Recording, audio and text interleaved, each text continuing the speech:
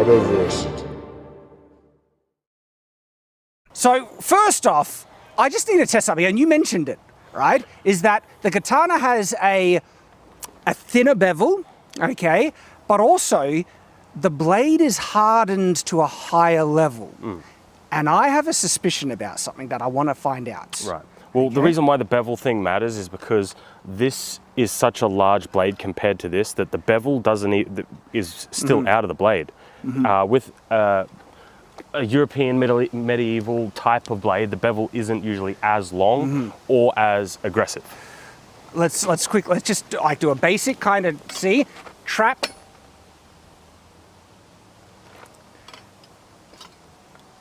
It's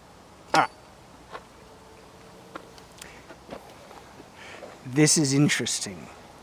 This is very interesting because you know what it's doing? It's doing the thing that we thought a sword breaker would do normally. Yeah. Steel is slippery. No. Like steel can bite in if it's scratching. I think the katana blade edge is harder than the prongs on the sword breaker. And because the prongs are not harder than that steel, it's not biting in. And because it's not biting in, it's not clamping down. That's a fantastic observation, actually. You get one on the board every now and then. Because we need to get a softer katana to see if it's the bevel or the steel that's doing it. All right, we have two different katana blades here made of different grades of steel. This one here is just mild steel. Mild steel, as basic as you can get. So, interesting. Ah, okay, so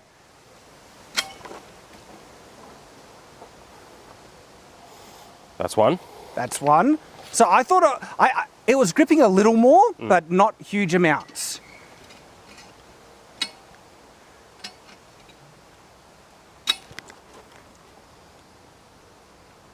I think it's the katana geometry that's doing more of the heavy lifting now.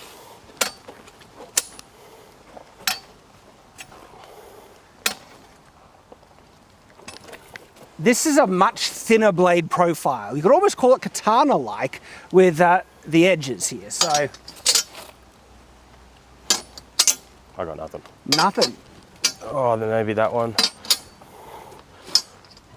Up near the tip. Try and get it. If I'm at the tip where it can. Okay, fit now in the blade. now I know what's going on.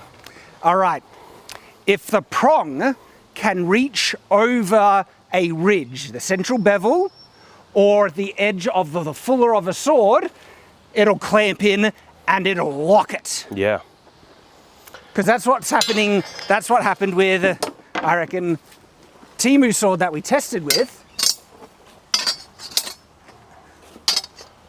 Yeah, look, you're over the ridge, and that, the more I pull, the more that clamps in. And so the prongs of the sword breaker are reaching over this first ridge here of the fuller. And then that clamps it in.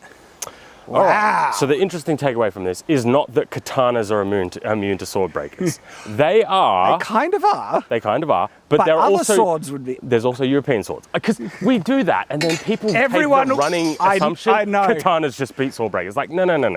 Well, they do technically. We've got to give them the credit. Like, by virtue of their design, a katana can't get trapped by a sword breaker. Yeah, right, weeb.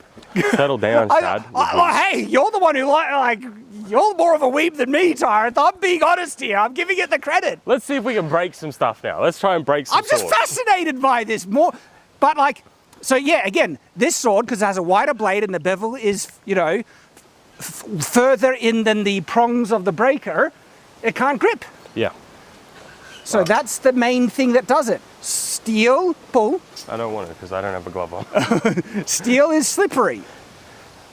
Wait! There is a way. There is a way where this breaker will beat the katana. I think. But we've got to find out. That's why we have to test it. Can you guess what it is? Anybody? Anybody? Do you know? Can you guess what might be the Achilles heel of the katana? If I show you the geometry of the spine of a katana, and then I show you the geometry of this, they seem to fit together like literally lock and key. Yeah, that's kind of like they were made for each other, right? Yeah. It'll be harder to pull off, But if you twist it right, so say I'm coming in for an attack, you block it on the cross guard. On the cross guard. And then twist it down, and then, oh, do it full. You got it. You got it. Wow. So do it again. So going in. It's more fiddly and stuff. It's not as like It's crazy hard because as the other. if I'm going through it, it's going to be very hard to lock in. Because if I'm going down, because first off, I'd have to catch it on. You'd have to catch it. Like I'd go here, and then I got nothing. Yeah. Like that but is. If you can somehow get it on the spine, because that gets over the ridge to where the bevel is, that's locked. That is locked. Yeah. Harder to pull off though. It's much harder to pull off, much more unlikely, but with the double-edged blade, like the 18C, you don't have that. So technically 18Cs are actually immune. This one here, you like go for... I know this isn't a good representation. We have a review where we destroyed this, and this sword is actually brilliant, but because both bevels are really long and it can't reach over the ridge, this sword is basically immune to a sword breaker. Yeah.